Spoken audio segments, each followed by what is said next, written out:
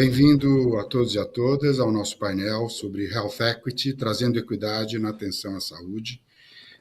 Talvez esse seja o problema que assola, o maior problema relacionado à saúde que assola a humanidade atualmente, né? Com as diferenças de poder aquisitivo crescentes que estão acometendo o mundo, e a gente está vendo isso em todos os países, não só no Brasil, a gente começa a ter um acesso que é desigual às tecnologias e, inclusive, às vezes, a serviços básicos na área da saúde, para diferentes populações, nem sempre dependendo do poder aquisitivo também, né? Porque o tratamento pode trazer resultados diferentes de acordo com o segmento da comunidade que você representa, e segmentos minorizados têm tido resultados, né, no desfecho dos tratamentos que são piores do que aqueles que têm uma situação privilegiada, né?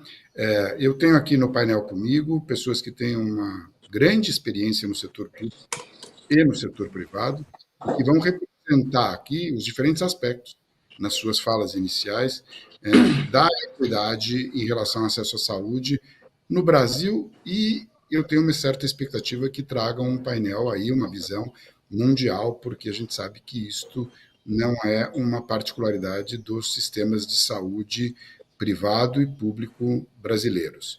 Então, eu vou usar a ordem aqui dos que aparecem na minha frente, né, na ordem escrita, para ter algum critério.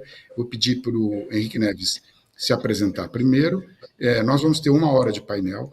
A minha sugestão é que vocês, panelistas, usem aí entre 5 e 10 minutos de uma fala inicial, trazendo quais são as coisas que mais os incomodam na diferença de acesso à saúde e como abordariam a resolução desse problema em relação a esses aspectos que os incomodam, e em seguida nós vamos fazer um debate aqui entre nós sobre esse tema. Eu sei que o tempo é curtíssimo para fazer um posicionamento, mas eu acho que vocês todos têm experiência e podem trazer um resumo, então, das suas impressões. Henrique, eu vou começar com você, depois o Jairo, para que vocês se preparem, depois o Mandetta e depois o Vitor. Por favor, uma breve apresentação sobre o tema. Paulo, obrigado. O meu nome é Henrique Neves.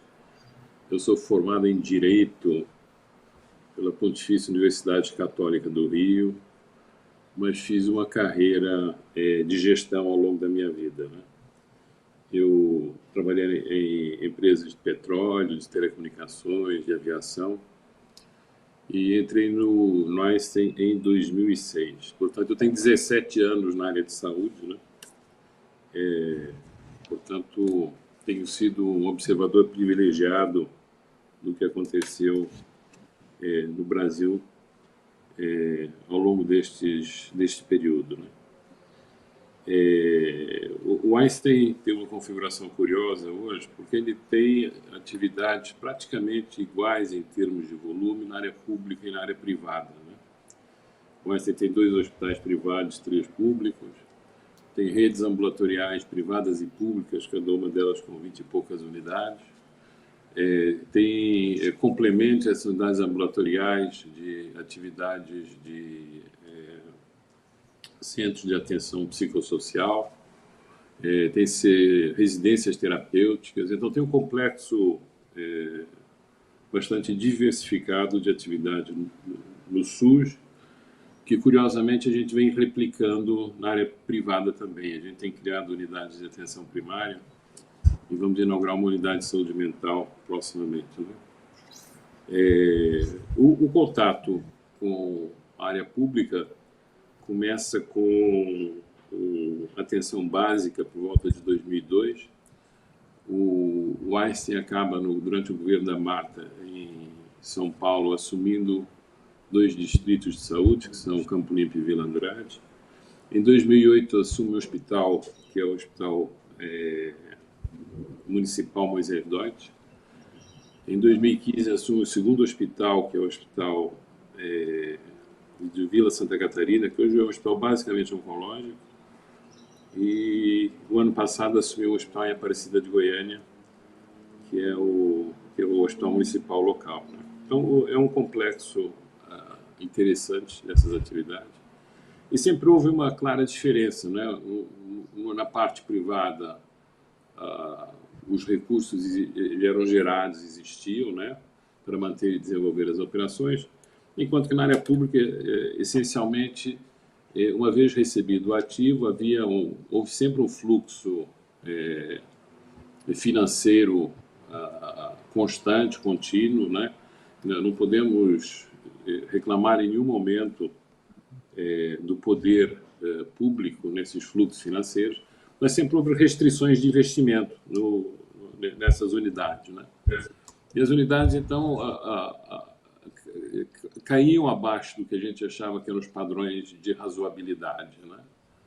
E basicamente era a carência de recursos de investimento. Então, questões como acessibilidade, conforto, áreas de espaço para os colaboradores, enfim, sempre houve um passivo nessa área. Em alguns momentos, algumas das unidades também mostravam gargalos importantes. A Escola Campo Limpo tem um pronto-socorro, que é uma verdadeira área de guerra, né? Ela chega a ter 60 casos, né? 60 pacientes na sua área de observação ao mesmo tempo, né? Então, é muito intenso. O Campo Limpo não é muito dissimilar, né? Eu acho que o primeiro, assim, as unidades eram bem diferentes, né? Mas o choque, na verdade, aconteceu com a pandemia, né? Nós verificamos que a mortalidade era muito maior dos pacientes que procuravam o serviço público do que o privado, né? E não era que não houvesse equipamentos e equipes, né? Obviamente com as dificuldades conhecidas, que eventualmente essas equipes foram menos treinadas, né? Porque era um momento emergencial, mas na nossa análise os pacientes chegavam tardiamente e tinham condições de bases piores do que na área privada, né? Então, o desfecho foi, em alguns momentos, foi dramaticamente diferente, né, entre os dois, né? E ao longo do tempo, essa percepção de que a diferença, uma coisa é ter acesso, outra coisa é a qualidade do serviço prestado, né? Acho que foi nos incomodando, né? E a certa altura, e aí por volta de 2019, o Institute for Healthcare Improvement, que tem sido uma organização internacional que nos suporta muito nos conceitos de qualidade, introduziu uma quinta meta, né? As 4 metas anteriores eram a experiência do paciente, o custo de efetividade, a saúde populacional, era o que eles chamavam o join work, né? O engajamento da força de trabalho, e veio a meta da equidade, né? Eu acho que essa meta nos despertou uma atenção assim redobrada, né? De que, de fato, reduzir o gap entre o privado e o público era importante, né? A gente fez estudos, por exemplo, um dos estudos que a gente fez era um estudo de medicina personalizada, em que se fez um estudo retrospectivo de câncer de próstata, né? Como a gente tem área pública e área privada, a gente conseguiu comparar assim os resultados. E era assim, a mesma abordagem, praticamente os mesmos medicamentos, não há diferença na oferta de serviço, né? Mas o que a gente percebeu foi que na área privada se identificavam nos estágios iniciais, 1 e 2, e na área pública eram os estágios 3 e 4, né? E, portanto, o desfecho era muito diferente, né? E o corpo de evidência se acumulava nesse sentido, né?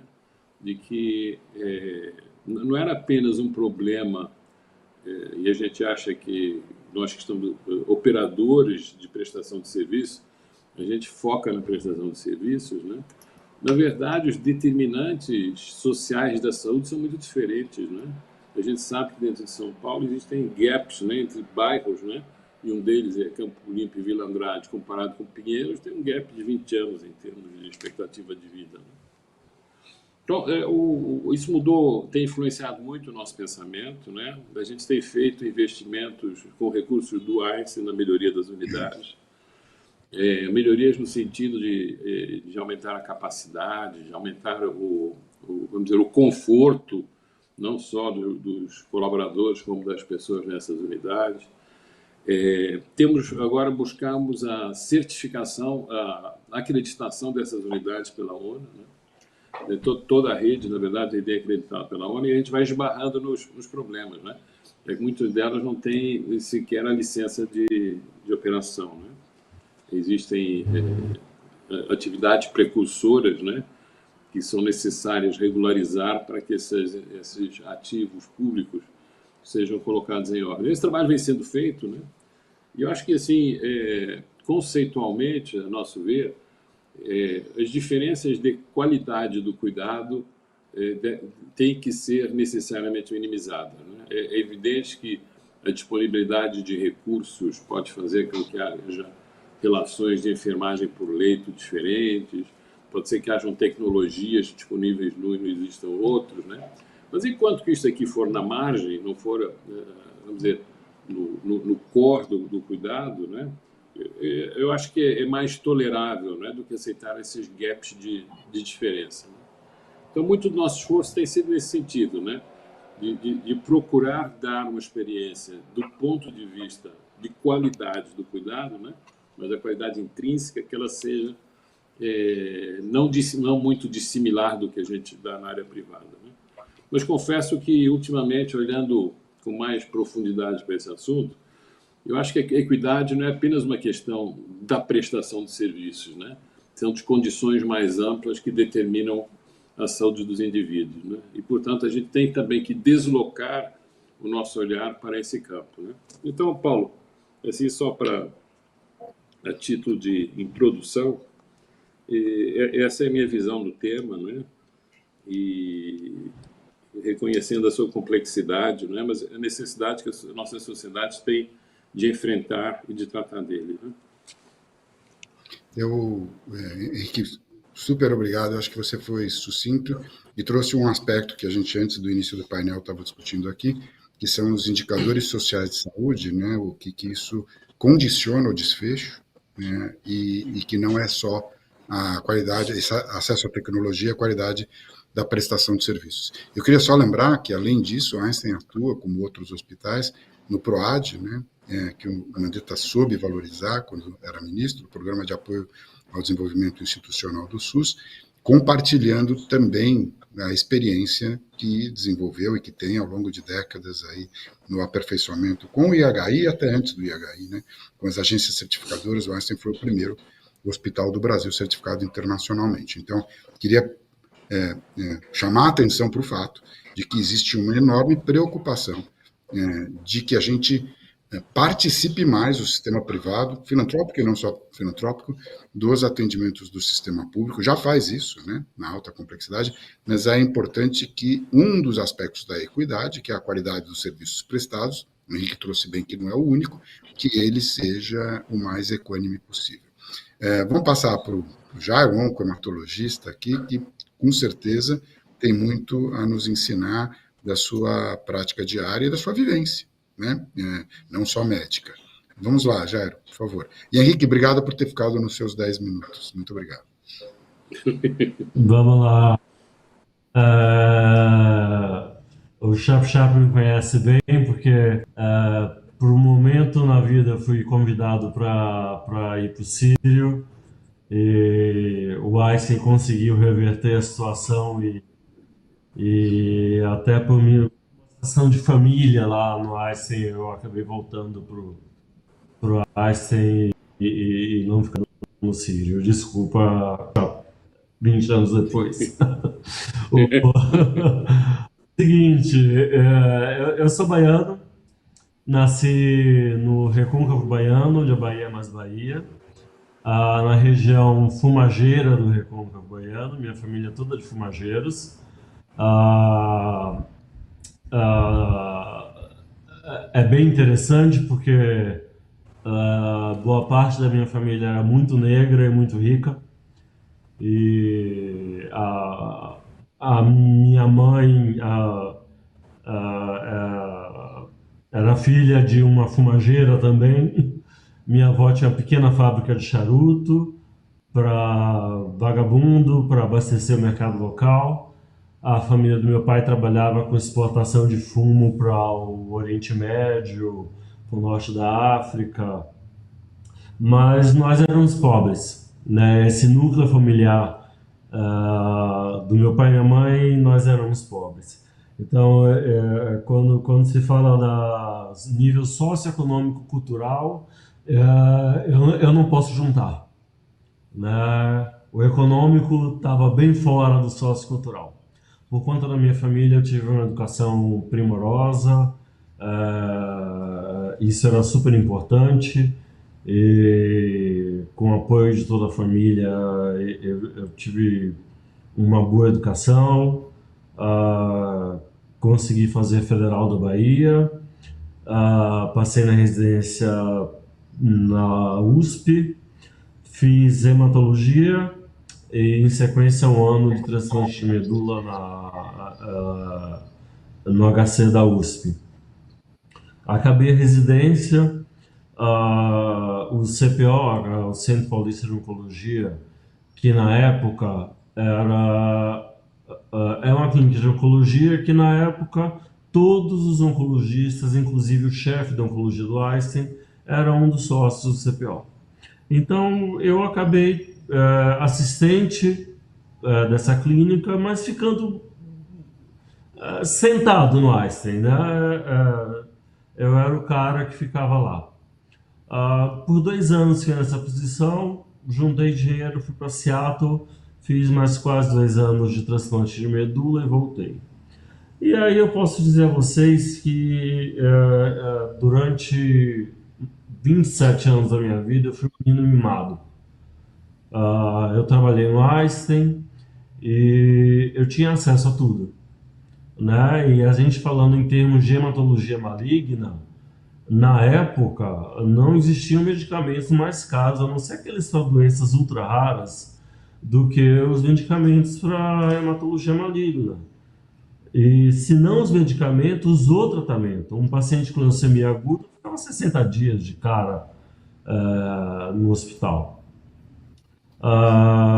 Antes disso, minha experiência com a medicina pública tinha sido durante a minha infância, a minha vida, porque no interior da Bahia a gente não tinha hospital privado, né? Já em Salvador tinham poucos hospitais privados, inclusive. Isso não era uma coisa muito comum. Eu tenho 53 anos, posso até parecer menos, mas era uma coisa não tão comum. O Grupo Oncoclínicas comprou essa clínica que eu trabalhava em conjunto com o Einstein. Foi difícil sair do Einstein, era a minha casa mesmo. Assim, eu sempre fui reconhecido como Jair da Einstein. E pude crescer lá, né? Tendo visualmente, vocês veem que eu sou de origem negra, nunca tive problema com isso lá dentro. Eu sou gay, nunca tive problema com isso lá dentro. É sempre assim uma sensação de família mesmo, né? E com acesso a medicamentos, a tratamentos que os pacientes importavam. Por muito tempo eu fui speaker de várias indústrias farmacêuticas, porque eu era o primeiro no Brasil a usar tal medicamento, porque meus pacientes podiam comprar nós, eles podiam importar. Agora eu voltei para a Bahia e realmente eu fico chocado como agora eu tenho contato com o que é o SUS, com o que é a realidade do SUS. Tenho minhas idiosincrasias e uma delas é ser bocudo, né? Eu acho que o nosso governo federal é muito mal organizado quando se refere a tudo menos a receita. Nós não temos um sistema de informática único onde todas as informações corram por todos os ministérios. E, de repente, o Ministério do Turismo precisa do das cidades, o da saúde precisa também do das cidades para infraestrutura. E agora eu estou vendo assim, que eu acho que o o grande problema, aí me desculpa o Mandetta, que já foi ministro da Saúde, assim, é uma grande bagunça que nós temos no SUS.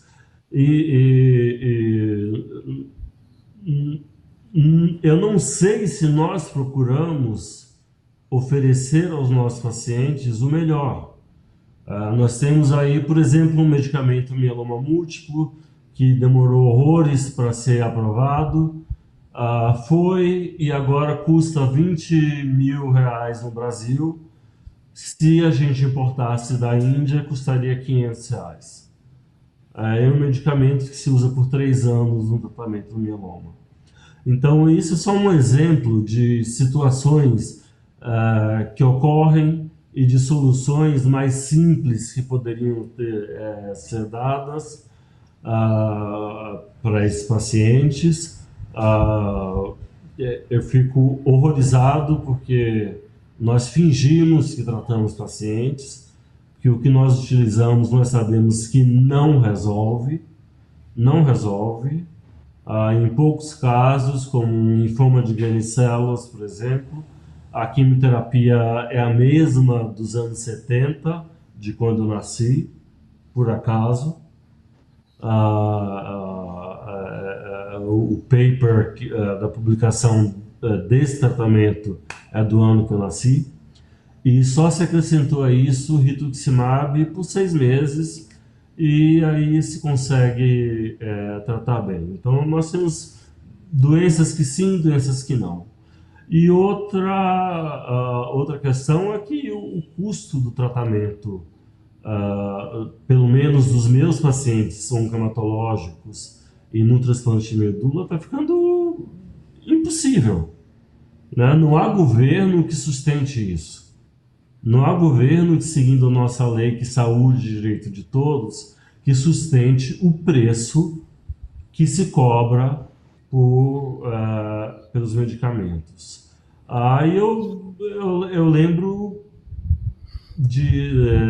do programa de AIDS, que é um programa de ultra sucesso, mas que nós devemos muito ao ministro da Saúde da época, que era o Serra. Eu sou partidário, gente, não estou fazendo propaganda, mas porque ele sofreu, eu acho que muito mais porque ele sofreu uma pressão de um grupo muito influente que estava sofrendo e morrendo de AIDS, que foi o Enfio, o Betinho, artistas, pessoas com voz na sociedade.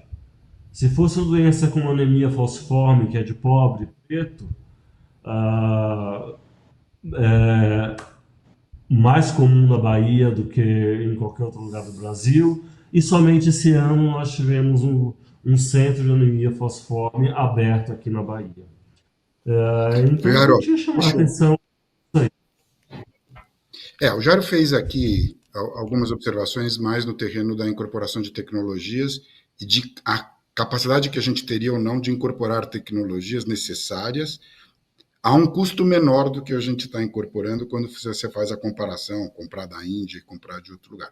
Então, você traz de volta a equidade no sentido da capacidade de financiamento do sistema e como resolver este problema. É claro que a gente olha setorialmente para as coisas que afetam os nossos pacientes, como médicos, isto é natural, isso nos mobiliza.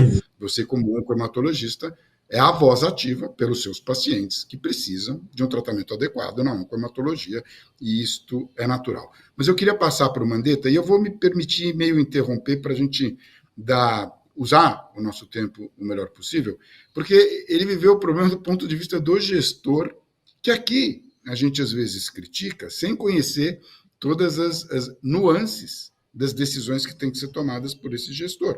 Porque, obviamente, ao incorporar uma tecnologia de alto custo, ele está fazendo uma opção. E quando se faz uma opção, você favorece uma coisa em detrimento, eventualmente, de outra. Mandetta, traz para nós como é a pressão sobre o ministro da Saúde, responsável pelos dois sistemas, sistema único, né, de saúde, né, e que inclui o de medicina privada e o de medicina pública, para não só a incorporação de novas tecnologias, mas para trazer esse aspecto que o Jairo traz aqui, de organização, logística, de compras, né, e de suprimentos para o Brasil inteiro. Imagino que este é um problema terrível. Conta para nós. Pressão boa. Bom, gente, vamos tentar imaginar que nós estamos num barco, um grande barco. Nós estamos numa luta civilizatória no Brasil. Esse barco da equidade, ele começa lá na filosofia. Aqui nós temos um advogado, que é o Neves, que deve ter visto lá Aristóteles falando de equidade e justiça. Durante muito tempo falaram assim, não, equidade é quando todos forem iguais, todos tiverem a mesma condição socioeconômica, cultural, de acesso de absolutamente todos os bens. E a igualdade, muitas vezes as pessoas confundem com equidade como sendo sinônimo de igualdade. Equidade é tratar diferente, dar a quem mais tem carência uma chance de diminuir a desigualdade que foi imposta pelo meio ambiente, pela família, pela educação, pelo acesso à cultura, pelo acesso aos recursos financeiros, enfim, uma série de ações que, somadas, traduzem igualdade e desigualdade, e a equidade fica ali entre esses dois patamares. Gosto sempre de usar aquela imagem de 3 pessoas atrás de uma cerca, do outro lado passando um jogo de futebol, que não seja do meu Botafogo. E um alto, um médio e um baixinho. Deram 3 caixotes. O alto subiu no caixote, estava assistindo o jogo, feliz da vida. O médio estava na pontinha do pé, tinha hora que ele enxergava, daqui a pouco ele cansava cair, e o baixinho não conseguia de jeito nenhum ver o jogo. Então, quadro seguinte, colocaram mais um caixote. Deixaram o alto com 1 caixote, deixaram o médio com 2 caixotes e botaram o baixinho com 3 caixotes. E aí os 3 ficaram com o mesmo campo de visão para assistir o jogo. Isso talvez traduza esses caixotes que a gente vai ter que construir, esses andaimes, essas verdadeiras fortalezas. E para isso, a gente tem que ver de onde a gente veio. A gente vem de um país que começou a primeira abordagem de saúde, uma abordagem de filantropia das misericórdias. A primeira Santa Casa do Brasil, a Santa Casa de Santos, em 1538. E de lá a gente veio. Quem pode pagar, paga. Quem não pode pagar será atendido pela misericórdia, pelos caridosos. Nada de prevenção, nada de promoção. E assim a gente veio vindo. Talvez o custo não fosse tão alto nesse tema saúde, a tecnologia não fosse tão gritantemente díspare, mas o acesso era praticamente um abismo. Nós fomos assim, fomos caminhando assim, até que teve, no século XX, 2 episódios que são pontos fulcrais nessa história. O primeiro é a Revolução Constitucionalista de 32. Quando São Paulo é derrotado pelas forças de Vargas, São Paulo cria a USP em 1934 e decide, naquele momento, enquanto sociedade, a investir pesado em conhecimento e vencer pelo conhecimento.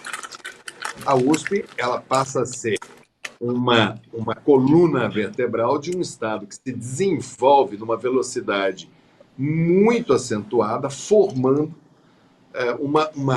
uma elite, uma casta de educação muito mais elevada em relação aos outros estados da federação. Em 1988, aonde, capitaneados por Sérgio Arouca, enfim, por aqueles sanitaristas que tinham ido para a Europa no exílio, eles trazem o conceito de seguridade social ampliada. E aí a gente coloca na nossa Constituição que saúde é um direito de todos e um dever do Estado, baseado em 3 pilares, que seria a universalidade, a totalidade ou integralidade e a equidade.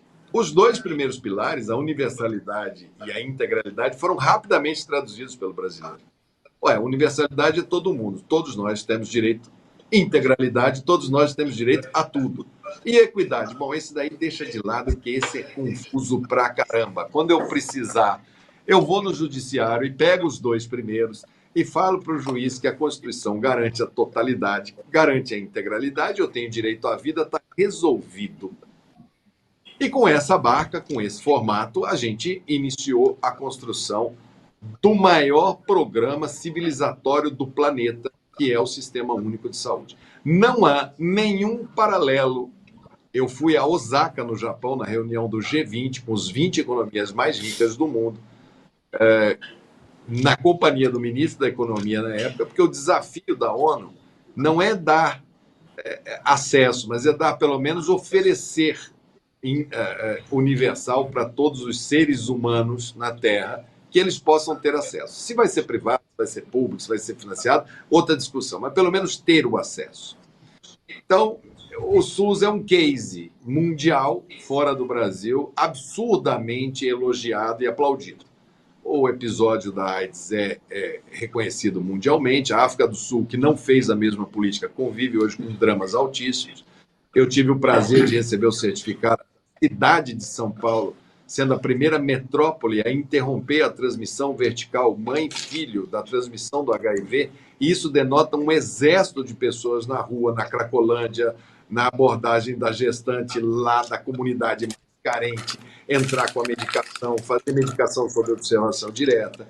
Nós implantamos a estratégia de saúde da família, são 43 mil equipes de saúde da família, que composta por um médico, um enfermeiro, 4 técnicos de enfermagem e agentes comunitários, para atender cada uma 4 mil pessoas, em média. Então, nós temos a pretensão de atender 180 milhões de brasileiros pela estratégia de saúde da família e garantir, primeiro, a promoção de saúde, identificar, saber onde estão, levar, enfim, buscar as políticas que gerem equidade. Buscar mulheres que nunca fizeram uma mamografia, homens que nunca fizeram um exame de próstata, tentar trazê-los para essa unidade básica de saúde da família. Essa foi o primeiro ciclo do nosso sistema de saúde. Nós temos 30 anos de SUS, nós municipalizamos nos primeiros 10 e temos aproximadamente 20 anos de política. Isso para um sistema de saúde é nada. Nós precisaríamos saber quem foi o primeiro brasileiro a nascer pelo SUS em 1989, promulgação da Constituição, a expectativa de vida daqui a 80 anos, saber falar assim, agora temos 80 anos, temos 100 anos vivendo sobre esse sistema de saúde. Algumas coisas melhoraram. Nós temos melhor controle de hipertensão, temos algum melhor controle em diabetes, mas todos eles aquém das nossas possibilidades. Ali pelo ano 2008, 2009, eu fui parte de um grupo de trabalho capitaneado pela Fiocruz, pelo Paulo Bus, que buscou a referência das determinantes sociais em saúde do Brasil. Aonde estávamos, o que comíamos, do que vivíamos, como adoecíamos, quando procurávamos médico, como é o brasileiro. E ele muda, lá do interior da Bahia, onde o Jairo falou, completamente para aqui em Campo Grande, Mato Grosso do Sul, onde eu estou. Até a terminologia. Eu fui no Amapá e um cidadão falou assim, tinha aqui um médico cubano, aquele jeito do amapaense falar, e eu disse para ele que estava com dor no tutiço, e ele não sabia onde era o tutiço. O senhor já pensou isso, ministro? Eu fiquei olhando e falei, eu não tenho a menor noção onde é o tutiço, mas eu não posso frustrar esse camarada, né? Eu passei a mão na cabeça, assim, dei uma apertada na cabeça, e falei, pois é. Ele falou, então, todo mundo sabe que tutiço é pescoço. Para eles, isso é uma barreira. Acessibilidade, ir e vir, transporte. O paciente lá da unidade de saúde do Einstein, da pública, muitas vezes ele não consegue performance porque ele não conseguiu ir até a unidade de saúde no dia marcado por falta de acesso a transporte. Enfim, é tão complexo que quando eu estive no Ministério, eu falei, bom, nós precisamos organizar algumas frentes pró-equidade. Então, vamos lá. Primeiro é mexer nas drogas que estavam congeladas. Esse exemplo que o Jairo deu, ele é um dos inúmeros. Agora, diabetes, que é uma doença que, em termos de incidência, em termos de custo, em termos de letalidade, em todas as variáveis que a gente tem, tinham 15 anos que não se incorporava um medicamento para diabetes. Hipertensão, tinham 12 anos que não se incorporava um medicamento novo para hipertensão. Quando você vai num médico, um paciente seu diabético ou hipertenso, ele sai de lá com uma constelação de medicamentos. Eu me formei psiquiatria, nós tínhamos 4 ou 5 drogas. Eu fui num congresso de psiquiatria fazer uma fala, tinham mais de 100 estantes com drogas diferentes. É uma verdadeira loucura. Nem eles sabem o que eles estão fazendo com aquilo. Eles estão dando, uma hora ele aciona o cara para cima, outra para baixo. Estão com um complexo enorme de medicamentos. O Brasil, nessa luta, Jair, já é o terceiro passo. Ficou mudo, Mandetta, para mim, pelo menos. Deixa eu ver, Mandetta. Mandetta.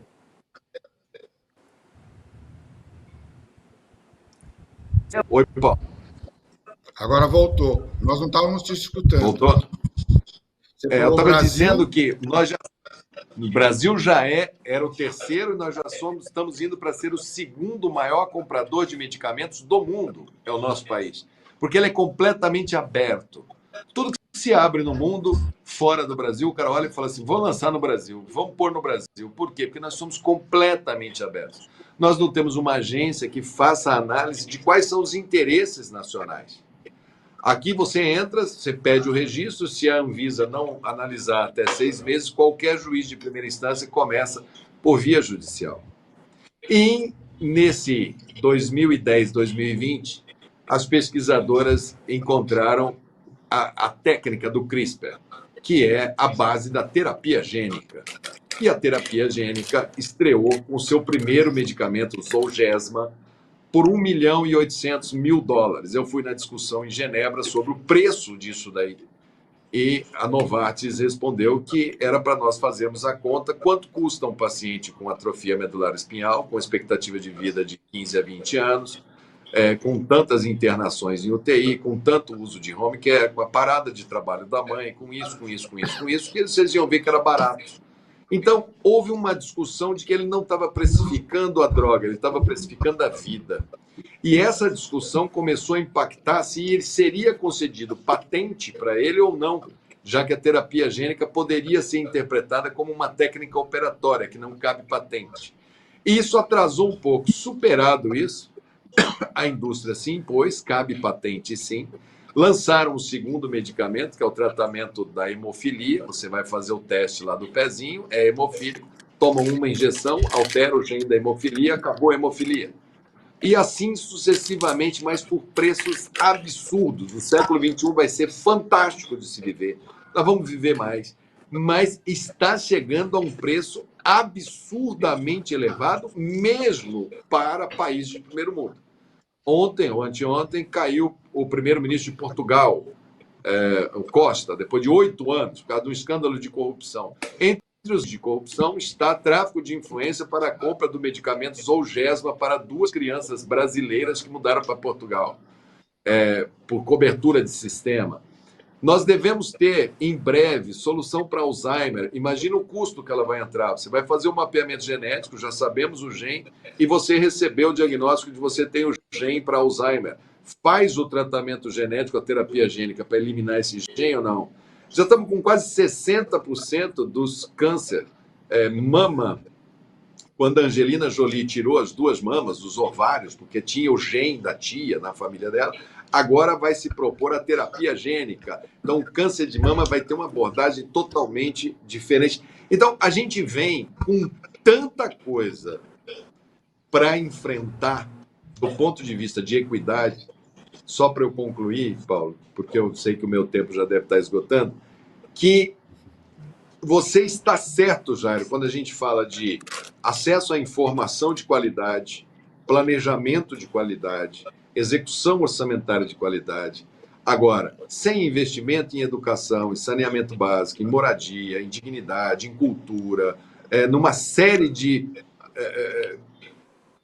áreas, guetos, favelas, dê o nome que queira dar, sertões, seridós, Amazônia profunda. Ontem acabou de sair um ribeirinho da Amazônia, levou uma picada da cobra mais peçonhenta, segundo o Butantan, é uma urutu, pico de jaca. Ele ficou 4 dias até que chegaram a pé onde ele estava e conseguiram salvá-lo. Esses Brasis tão assimétricos, enquanto você tem Curitiba com mortalidade infantil de 5 para 100 mil, querendo passar a Suécia, que era um troço inimaginável, que é o melhor sistema de saúde, de cuidado de criança que a gente tem no Brasil, um dos melhores do mundo. Então, esse desafio civilizatório que o Darcy Ribeiro colocou para nós, e colocou saúde como um deles, ele está em construção. Eu acho importante eventos como esse, em que a gente reconhece, sim, temos problemas, sabemos as nossas diferenças, vamos ter que viver. Somos um país diferente dos demais, temos uma miscigenação que é uma riqueza e um desafio ao mesmo tempo, temos uma escola que é assimétrica dentro da mesma cidade mais rica, uma das cidades mais ricas do mundo, que é São Paulo, um sistema de educação que é assimétrico dentro da cidade de São Paulo, mas é profundamente assimétrico para melhor em relação aos outros. Então, os desafios são enormes. Eu fui convidado para ficar nos Estados Unidos quando eu estava lá estudando. Eu resolvi topar o desafio aqui. Eu me meti na política pensando nesse desafio, para ver se eu, indo lá, se obrigava e batia bola. Mas realmente a pressão aí que o Paulo colocou, chegou uma hora que ela fala bem alto em cima da gente. Mas eu poderia falar aqui horas e horas sobre exemplos de equidade e políticas para equidade. Não, eu acho que você desenhou o cenário mais amplo, né? De alguém que teve essa responsabilidade e esses desafios, e vamos ver como a gente vai encarar, porque os problemas serão progressivos, porque a desigualdade tem sido progressiva e porque os custos têm sido crescentes numa escala nunca antes vista. Mas eu não posso deixar de salvar um pouco do tempo, e a gente tem que terminar o painel daqui a pouco, para que o Vitor nos diga aí como que ele encara a desigualdade, como a indústria farmacêutica, Roche em particular, encara a desigualdade dentro de um país, ao vender para o sistema público e para o sistema privado, eventualmente por valores diferentes, e como ele encara entre países. Na pandemia, o Mandetta sofreu de verdadeiros bloqueios de compra pelos países mais ricos, inclusive sequestrando aviões no caminho aí para impedir que eles viessem para os países em desenvolvimento. Então, conta para nós como que vocês sentem isso. E eu queria, a gente vai ter que ser bem breve aqui, pessoal, vai ser até difícil dar a palavra aos outros, mas talvez uma das alternativas, Mandetta, já que está sendo precificada a vida, seja a gente contrapor isso a um período menos ou mais curto de patente, para que a gente possa licenciar essas drogas mais rapidamente. Vá lá, Vitor, conta para nós. Muito obrigado, Dr. Paulo. É uma honra estar aqui com todos vocês. Eu vou buscar aí em 5 minutos conectar todas as falas, tá? Eu sou aqui de São Paulo e sou administrador. Eu vou conectar um pouco aqui com o Dr. Henrique. Eu cresci no Campo Limpo, depois migrei para Vila Andrade, então eu sei um pouco dessa questão toda da equidade. E eu tive a sorte de minha esposa ter um AVC o ano passado e poder ter o acesso ao Einstein, né, que salvou a vida da minha família, posso dizer assim. E eu estou na Roche, a Roche está em 150 países. A Roche é uma empresa suíça, familiar, e que tem 127 anos. Eu trabalho, na verdade, em diagnóstico. Eu já estou em diagnóstico no Brasil há 25 anos, 28 na área da saúde, do segmento. E todo o trabalho que a gente tem feito é de que todas as soluções, elas são para todas as pessoas, né? Muito do valor do diagnóstico, que o diagnóstico influencia em até 70% das decisões clínicas, mas ele no mundo todo, o investimento é 2% só do que é investido em saúde, do que poderia, e no Brasil é menos de 1%, e poderia impactar muito positivamente os rastreios das doenças, a detecção precoce e toda a prevenção, que é um trabalho muito importante, como foi colocado pelo próprio Dr. Jairo, que você tem diferenças de quando chega um paciente num serviço de saúde. Se você conseguisse ter o acesso para todos, você teria uma saúde mais equitativa. Então, esse é um trabalho.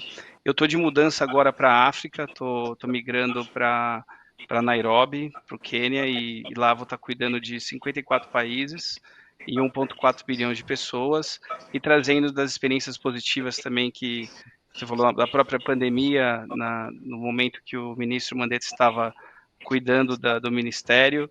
A gente viu um trabalho muito grande feito na questão do teste, que era a única alternativa naquele momento para detectar se o paciente estava positivo e para cuidar. E a gente viu ali a importância do SUS e também da saúde suplementar para que você conseguisse dar acesso para todos. Então, o Brasil tem uma estrutura muito grande e a gente entende que a maior parte da população está no SUS, e o SUS ele é muito forte. O próprio Dr. Jairo comentou do programa de HIV, até queria comentar, a gente assumiu esse programa Roche esse ano, e ele expandiu, ele não é só mais um programa para carga viral, né, para o paciente com HIV, mas na época do ministro Mandetta passou para hepatites, também passou para a parte de saúde da mulher. Então a gente também trabalha muito fortemente, o diagnóstico não pode ser só voltado para o laboratório central, onde você tem cidades grandes.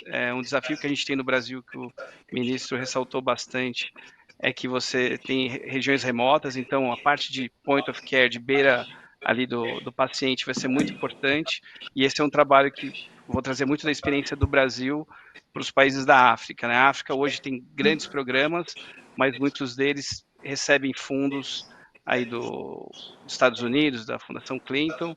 Então, nosso trabalho é ter um alinhamento grande com o Banco Mundial, que faz um trabalho muito grande da harmonização dos cuidados, do diagnóstico. Existe a lista essencial de diagnóstico, que foi criada em 2017, tem sido atualizada a cada 2 anos, foi atualizada recentemente, cobrindo um tema de diabetes, que agora passou a ser um problema bem grave após a pandemia, porque as pessoas mudaram muito o estilo de vida. Então, a gente acredita muito nessa questão da cobertura universal e como isso pode melhorar a expectativa de vida. Tem uma parte que eu queria ressaltar aqui, para finalizando. O local onde você reside, onde você mora, ele importa mais a sua saúde do que a genética. A gente falou muito de genética aqui. Eu estou migrando agora do Brasil para Nairobi com 46 anos. No último relatório da Organização Mundial da Saúde, foi colocado da cobertura universal que o africano tinha 46 anos e ele pode viver agora, nos últimos 10 anos, até 56 anos. Isso numa média geral. Tem países que é bem diferente, como o Henrique Neves colocou bem da diferença do seu CEP. Então eu tô indo, assim, acredito muito que quanto mais soluções a gente consegue colocar para os pacientes, de acordo com o local que ele tem ter esse acesso básico, é possível você ter um equilíbrio melhor na questão da equidade do acesso à saúde. Principalmente o diagnóstico, que para mim é onde começa todo o trabalho. O Henrique citou com muita propriedade o trabalho que foi feito com câncer de próstata, para aqueles que ainda não estavam sintonizados, mostrando que ao diagnóstico, o estágio da doença ao diagnóstico em populações mais vulnerabilizadas, ele é muito tardio, né? Até por causa da educação para a saúde e acesso aos exames diagnósticos. E isso faz uma diferença no custo. A gente fez um trabalho na DASA, Mandetta, em que você tratar um câncer de mama nos estádios 1 e 2, e o Jairo me corrija se eu estiver errado, no primeiro ano de tratamento, comparado com o custo do tratamento de um estádio 3 e 4, é que eu não estou levando em conta o perfil genético molecular do câncer, estou sendo mais aberto, eu sei que não é tão simples assim, né, o tratamento, mas é que ele pode variar de 20 vezes, porque quando você tem um tumor localizado, você pode tratar com uma abordagem cirúrgica e senão você tem que fazer uma abordagem sistêmica muito mais sofisticada.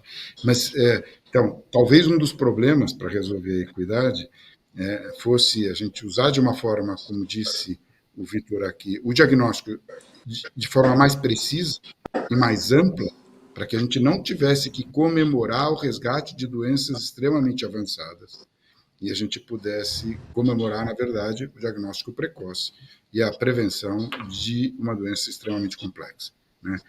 Pessoal, embora a gente tenha começado mais avançado na hora, Mesmo assim, a gente está completando aqui 50 minutos do nosso painel, e eu tenho um compromisso com os organizadores de não atrasar os próximos. Então, eu me desculpo, inclusive, com vocês, por termos começado atrasados e não dar a palavra para vocês de volta. Mas eu acho que as falas iniciais de vocês conseguiram desenhar bem o cenário atual, o que vem pela frente, e que nos obriga a tratar essas questões de uma forma diferente das que a gente vem tratando agora. O Vitor não é a área dele, né, de incorporação de novas moléculas, é de diagnóstico, mas eu quero colocar aqui para o painel, com a licença de ser o moderador e dar a última palavra, que talvez a gente tenha que repensar o período de patente. Porque se o que está incluído no preço do medicamento não é o preço da pesquisa e do desenvolvimento e da fabricação, e é uma conta de quanto ele oferece de mais vida para o paciente, ou economiza em outros tratamentos concorrentes, eu acho que a gente vai ter que mudar o período de patente até que a precificação fique mais razoável de acordo com os custos e não de acordo com as projeções. Paulo, Fala aí. Vale protestar? Agora é que claro que acabou vale. O debate, viu? Fale. Temos que... Não, tem tanta coisa para conversar. A questão da indústria, o papel da indústria. Tem a questão, por exemplo, você sabe que em Campo Limpo, Vila Andrade, a causa de morte são eventos externos, principalmente nos jovens de 20 a 30 anos, né? Violência. São coisas assim. Você sabe que a gravidez de adolescente está caindo nessa região assim enormemente, que as mulheres estão tendo filhos depois dos 35 anos. Cara, tem uma transformação, tem tanta coisa rica para a gente pensar e discutir, né? Então, fica para a próxima. Nos deram uma hora de painel, né? Fala rapidinho essa nossa experiência na Oncoclínicas. É um grupo que trabalha com pacientes com uma faixa de convênio não tão alta, mais baixa até. E a estratégia da Oncoclínicas em parceria com grandes institutos brasileiros, nacionalizar a tecnologia, baratear o custo via nacionalização de tecnologias e incorporação dentro do país disso daí.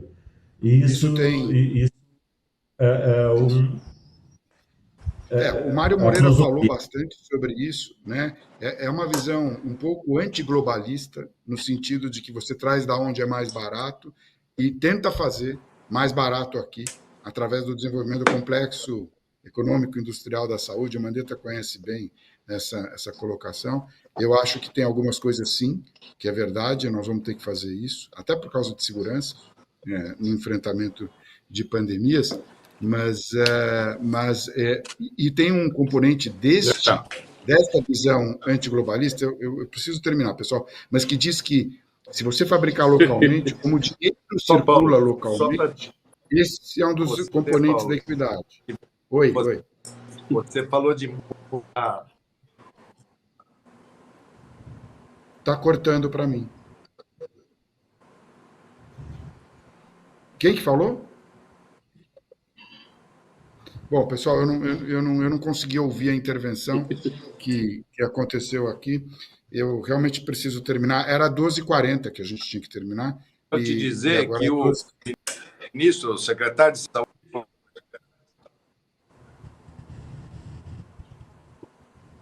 Pessoal, o ministro está tentando... Está falhando o ministro. Tá. Eu vou encerrar, pessoal. Vocês me desculpem. Eu preciso fazer assim. Eu encerro o painel e convido vocês para um debate. Eu vou tentar viabilizar isso e vou provocar o Josier que faça aqueles eventos que ele faz de 2, 3 horas para a gente discutir especificamente equidade com vocês como panelistas. Obrigado pela participação de vocês e encerramos o nosso debate. Um abraço, Paulo. Muito obrigado. Muito obrigado pelo convite. Obrigado.